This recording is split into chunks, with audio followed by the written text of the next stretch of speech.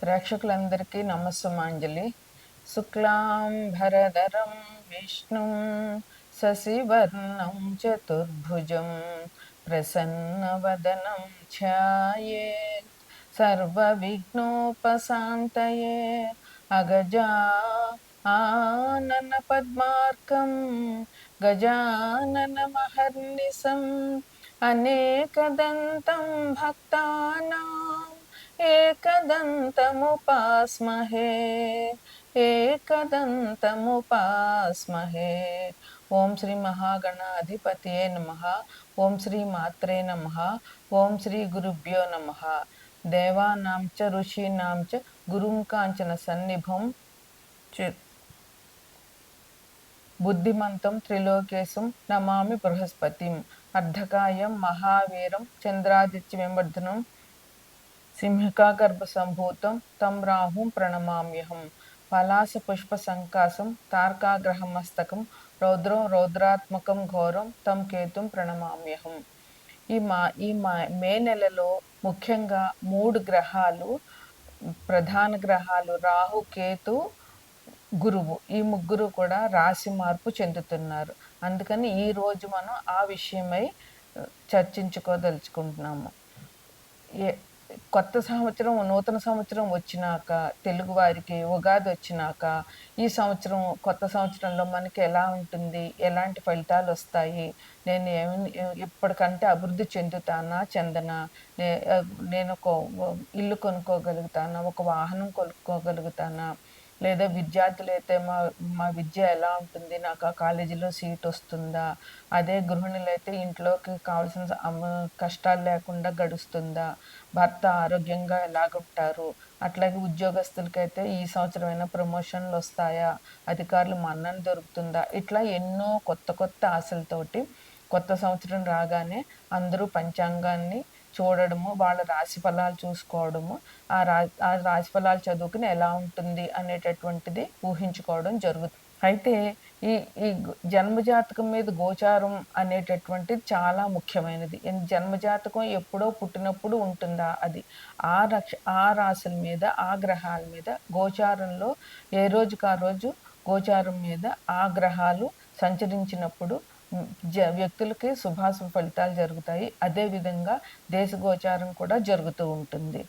9 గ్రహాల్లోనూ చంద్రుడు అన్ని గ్రహాలు ఒకటే విధంగా ఉండవు. ఎందువల్లంటే కొన్ని గ్రహాలు తొందరగా రాశి మారుతూ ఉంటాయి, కొన్ని గ్రహాలు ఎక్కువ కాలం ఒకే రాశిలో ఉంటాయి.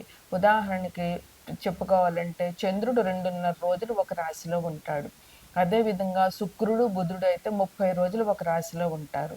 కుజుడు 40 లేదా 45 రోజులు ఒక రాశిలో ఉంటారు. ఇక ముఖ్యమైన ప్రధాన గ్రహాలైనటువంటి రాహువు, కేతువు, గురువు, శని, ఈ 4 గ్రహాలు మాత్రం ఒక రాశిలో ఒక సంవత్సరం పైనే ఉంటాయి. అందువల్ల వీళ్ళు ఒక రాశి నుంచి ఒక రాశికి సంచారం చేసినప్పుడు ఈ చిన్న గ్రహాలు 30 రోజులు, రవి 30 రోజులు ప్రతి నెల 14, 15 తారీఖుల్లో రాశి మారుతూ ఉంటారు. ఈ 30 రోజుల్లో మనకు కలిగే ఫలితాలు మంచి అయితే ఆనందిస్తాము, ఒకవేళ చెడు జరిగినా కొంచెం కాలం కనుక ఓపికగా ఉంటాము. కానీ ఈ 4 గ్రహాలు, పెద్ద గ్రహాలు ఏవైతే ఉన్నాయో ఇవి ఒక రాశిలో ఒక సంవత్సరం కంటే ఎక్కువ ఉండడం మూలంగా ఈ గ్రహాలు ఇచ్చే ఫలితాలు వ్యక్తుల జీవితాల మీద బాగా ప్రభావితాన్ని చూపిస్తాయి. అయితే ఆ గ్రహాలు ఇప్పుడు మారుతున్న గ్రహాలు ఏంటంటే, శని ఉగాది రోజున 29 మార్చి 29వ తారీఖున కుంభరాశి నుంచి మీనరాశికి వచ్చారు. ఈ మీనరాశిలో శని 2.5 సంవత్సరాలు ఉంటారు. అందువల్ల కుంభరాశికి, మీనరాశికి, దాని తర్వాత రాశి అయిన మేషరాశి, ఈ 3 రాశుల్లో పుట్టిన వారికి ఏలినాటి శని ప్రభావం తప్పకుండా ఉంటుంది. అదే ఇంక తర్వాత ముఖ్య గ్రహమైనటువంటి గురువు, ఆయన ప్రస్తుతం వృషభ రాశిలో సంచరిస్తున్నారు. అయితే ఈ వృషభ రాశి నుంచి మిథున రాశికి ఈ నెల 15వ తారీఖున గురువు వృషభ రాశి నుంచి మిథున రాశికి మారుతారు. ఈ మిథున రాశిలో ఆయన 1 సంవత్సర కాలం ఉంటారు. అయితే గురువు అతిచారం ఈ సంవత్సరంలో ఉండడం మూలంగా మిథున రాశి నుంచి కర్కాటక రాశిలోకి మారి మళ్ళీ వెనుకకి మిథున రాశికి ప్రవేశిస్తారు. ఇది గురు సంచారం. మళ్ళీ వచ్చే సంవత్సరం జూన్ 7, 8 తారీఖుల వరకు కూడా గురువు మిథున రాశిలోనే ఉంటారు. తరువాత ముఖ్యమైన గ్రహాలేంటంటే రాహువు, కేతువు. రాహువు, కేతువు కూడా ఈ నెల 19దో తారీఖున రాశి మారుతున్నారు. అంటే ప్రస్తుతం రాహు మీనరాశిలో ఉన్నారు. మీనరాశి నుంచి రాహువు కుంభరాశికి ఈ నెల 18, 19 తారీఖుల్లో మారుతారు. అదేవిధంగా కేతువు కూడా హ్మ్, కన్యా రాశి నుంచి సింహరాశికి మారుతారు. ఈ 2 గ్రహాలు కూడా 18 నెలలు ఒకే రాశిలో ఉంటాయి. అందువల్ల ఈ రాహు, కేతువు, గురువు, శని వీరిచ్చే ఫలితాలు వ్యక్తుల జీవితాల మీద బాగా ప్రభావాన్ని చూపిస్తాయి. అయితే ఏ ఒక్క గ్రహం కూడా పూర్తిగా మంచి ఫలితాలను ఇవ్వదు. అలాగే పూర్తిగా చెడు ఫలితాలను కూడా ఇవ్వదు. ఏ గ్రహం మంచిదని కానీ, చెడుదని కానీ చెప్పలేము. ఎందుకంటే అన్ని గ్రహాలు మంచినిస్తాయి. అన్ని గ్రహాలు చెడు ఫలితాలనిస్తాయి. అయితే చెడు ఫలితాలైనా, మంచి ఫలితాలైనా ఎట్లాగొస్తాయి అంటే మనం చేసే కర్మల్ని బట్టే ఉంటాయి. మనం మంచి చేస్తే మనకి మంచి జరుగుతుంది. మనం ఎవరికీ అపకారం చేయకుండా ఉంటే మనకి దేవుడు అపకారం అన్నది చెయ్యడు. అది మనకి మన భగవద్గీతలోను లేదా బాబా చెప్పే సూక్తులోను అన్నిట్లోనూ ఉంటాయి. నువ్వేదిస్తావో అదే నీకు దొక్కుతుంది అని. అందువల్ల మనం పెద్ద మనసుతో ఎవరి నాశనాన్ని కోరుకోకుండా, ఎవరికి అపకారం జరగాలని కోరుకోకుండా, మనం నిర్మలమైన, నిశ్చలమైన భక్తితో దేవుడిని పూజించినట్లయితే మనకి తప్పకుండా మంచే జరుగుతుంది. అప్పుడు గ్రహాలు కూడా మనకు అనుకూలంగానే ఉంటాయి. నిజానికి శని భగవానుడి గురించి అందరూ చాలా భయపడిపోతారు. కానీ శని భగవానుడు అంత అంత ప్రమాదకరమైన గ్రహం కానే కాదు.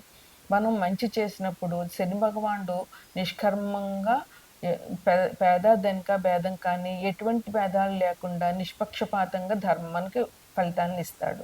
మనం మంచి చేసినట్లయితే శని భగవానుడు మంచినే ఇస్తాడు. మనం కష్టపడి పని చేసినట్లయితే మన కష్టానికి తగిన ఫలితాన్నిస్తాడు. వృద్ధులకి సేవ చేయడము, పేదవాళ్ళకి సహాయం చేయడము, వాళ్ళకి దానాలు చేయడము, ఇట్లాంటి వాటి వల్ల మనం వాకింగ్ చేయడము, కష్టపడడము ఉంటే శని భగవానుడు చాలా మంచి చేస్తాడు. అదే విధంగా గురుగ్రహం అయితే గురువు అసలు అపకారం అనేది ఎవరికీ చేయడు. ఒకవేళ మనకి బాగాలేకపోతే మన జాతకంలో అపకారం మాత్రం జరగదు. మంచి జరగకపోయినా గురుగ్రహం మనకేంటంటే దైవ మార్గంలో వెళ్ళమని సూచిస్తాడు. దైవాన్ని పూజించడము, ధర్మంగా నడుచుకోవడం ముఖ్యం గురుగ్రహానికి. ధర్మంగా నడుచుకుంటూ, దైవాన్ని పూజించుతూ, మన పెద్దవాళ్ళని గౌరవించుతూ, గురువులని, పెద్దవాళ్ళని అందరినీ గౌరవించుతూ, స్త్రీలను గౌరవించుతూ ఉంటే ఏ గ్రహం కూడా మనకి అపకారం అన్నది చేయదు. రాహుకేతువులంటే ఇంకా రాహువు మాయాజాలం. మనని మాయలో ముంచేస్తాడు. మనకి ఏదో చిన్న ఆశ పెడతాడు. ఆ ఆశను పెద్దది చేస్తాడు. మనకి ఆశ నుండి మనం తప్పించుకోవడం చాలా కష్టమవుతుంది రాహుగ్రహ ప్రభావం వల్ల. రాహు మన జాతక చక్రంలో గోచారంలో ఉన్నట్లయితే మనకి చేసే పని మీద లేదా డబ్బు మీద వీటి మీద ఆశను పెంచేస్తాడు. అది పెద్దదైపోయి మనకు ఆ రాహుగ్రహ ప్రభావం పోయేదాకా మనం ఆ మాయలోంచి బయటపడలేము. అందువల్ల రాహు విషయంలో కొంచెం జాగ్రత్తగా ఉండాలి. ఇంకా ఏంటంటే సాఫ్ట్‌వేర్ రంగం మొత్తానికి రాహువే కారణం. అదేవిధంగా విదేశీయానం చేయాలన్నా, మతాంతర, కులాంతర వివాహాలు జరగాలన్నా రాహు ప్రధాన పాత్ర వహిస్తాడు. ఇక కేతువు. రాహుకేతువులిద్దరూ ఎప్పుడు కూడా ఆహ్, ఎ ఆపోజిట్‌గా ఉంటారు. అంటే రాహుకున్న ఆపోజిట్ రాశిలోనే కేతువు ఉంటారు. ఈ కేతువు ఏంటంటే మనకి ఎంతసేపు మోక్షాన్ని ప్రసాదించడానికి ప్రయత్నిస్తారు. మనకి ఇహబంధాల నుంచి, భవబంధాల నుంచి విముక్తి కలగటం చేయడానికి, మనకి మన ఈ మన రోజువారీ కార్యక్రమాల మీద నిరాశ, నిస్పృహని కలుగజేసి ఎక్కడెక్కడ మన భవబంధాల్ని తెంచడానికి కేతువు ప్రయత్నిస్తాడు. అందువల్ల చివరికి మనిషికి కావాల్సింది మోక్షమే. ఆ మోక్షం కోసం కేతుని ప్రార్థించినట్లయితే మన భవబంధాల నుంచి విముక్తి జరుగుతుంది. ఈ విధంగా అన్ని గ్రహాలు కూడా మనం చేసే కర్మల మీదే వాళ్ళిచ్చే ఫలితాలు ఆధారపడి ఉంటాయి. తదుపరి వృషభ రాశి. వృషభ రాశి వారికి గురు సంచారం 2వ ఇంట్లో జరుగుతుంది. అంటే మిథునం అంటే వృషభానికి తరువాతి ఇల్లు కనుక గురువు సంచారము 2వ ఇంట్లో జరుగుతూ ఉంటుంది. ఈ 2వ ఇల్లు అంటే కుటుంబం, ధనం, ఆహారం, మాట తీరు, ఈ తెలివితేటలు. అది మిథునం కనుక తెలివితేటలు, అట్లాగే కమ్యూనికేషన్ స్కిల్స్ కూడా బుధుడిస్తాడు కనుక వీటి మీద కూడా గురు ప్రభావం ఉంటుంది. ఈ రాశి వారికి, వృషభ రాశి వారికి మిథునంలో గురు సంచారం మూలంగా వాళ్ళకి తెలివితేటలు బాగా ఉంటాయి. వాళ్ళు ధనం బాగానే సంపాదించగలుగుతారు గురుగ్రహ అనుకూలం వల్ల. అంటే గురుగ్రహ అనుకూలం వల్ల వీళ్ళు తెలివితేటలతో పని చేయగలుగుతారు. దానివల్ల వీరికి ఆదాయం వస్తుంది. అంతేకాకుండా సమయానుకూలంగా మాట్లాడడము, మాట తీరు నోరు మంచిదైతే ఊరు మంచిదవుతుందంటారు. అదే విధంగా మాట తీరు మంచిగా ఉండడం మూలంగా వీరికి మంచి పరిచయాలు జరుగుతాయి. అందరిలో అభిమానం పెరుగుతుంది. అదే విధంగా దైవ కార్యాలు చేస్తారు. దైవ స్తుతి చేసుకోవడం చాలా మంచిది. కుటుంబంలో ఎటువంటి కలహాలు లేకుండా గురుగ్రహ అనుకూలం వల్ల కుటుంబంలో అందరు సభ్యులందరూ కూడా సంతోషంగా ఉంటారు. కుటుంబం సంతోషంగా ఉంటే అందరికీ మానసికమైనటువంటి ఆహ్లాదకరమైనటువంటి వాతావరణం ఉంటుంది. ఇంకా అంతేకాకుండా విద్యార్థులకి ఈ ఈ కాలం చాలా మంచిది. వారు తమ తెలివితేటలతోటి వీళ్ళు చదువుకోగలిగితే మంచి అవకాశాలు చాలా బాగుంటాయి. వీరికి కావాల్సినటువంటి దాంట్లో సీట్లు జరగడము, వీళ్ళు భవిష్యత్తుకి మంచి బాటలు వీళ్ళు వేసుకోగలుగుతారు విద్యార్థులు. ఇంకా ఆహారం అంటే రెండో ఇంట్లో గురువు అంటే కొంచెం ఆహారం మీద ఇంట్రెస్ట్ ఉంటుంది. కొంచెం ఫుడ్ మీద ఇష్టం ఉండి కొంచెం ఆహారం ఎక్కువ తీసుకోవడం అట్లాంటివి జరుగుతాయి. కానీ తీసుకున్నా కానీ వాళ్ళు ఆహ్, తగిన ఇది తీసుకుంటే మందులు తీసుకుంటే ఆహారం అతిగా తినడం వల్ల వచ్చేటటువంటి ఇబ్బందుల నుంచి ఇది చేయగలుగుతారు. మంచి ఆహారం, విందులు, వినోదాలకి వీళ్ళు చేయగలుగుతారు. ఇది గురుగ్రహం రెండవ ఇంట్లో ఉండడం మూలంగా వృషభ రాశి వారికి వచ్చేటటువంటి శుభాశుభ ఫలితాలు.